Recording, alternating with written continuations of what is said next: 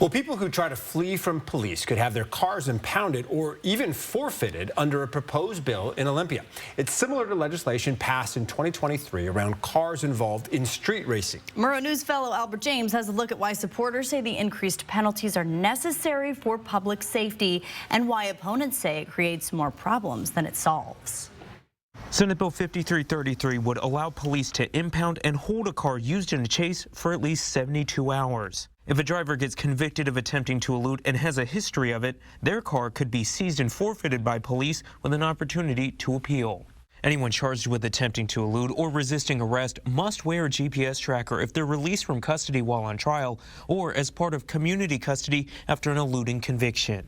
Senate Bill 5333 sends a clear message that eluding a police vehicle is something we take seriously. Prime sponsor John Lovick, a Democrat from Snohomish County, says as a former state trooper and county sheriff, he knows firsthand the great risks in police pursuits. They are inherently very, very dangerous.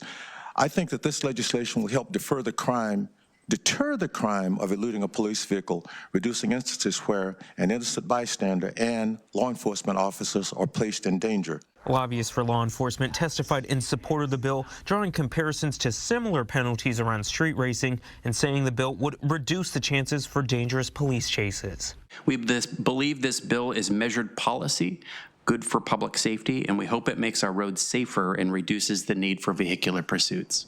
Opponents representing criminal defenders say the process to get a car back is too complicated, making it expensive for a person to contest the seizure and putting up more barriers for rehabilitation. They also argue increasing punishments has no effect on deterring crime.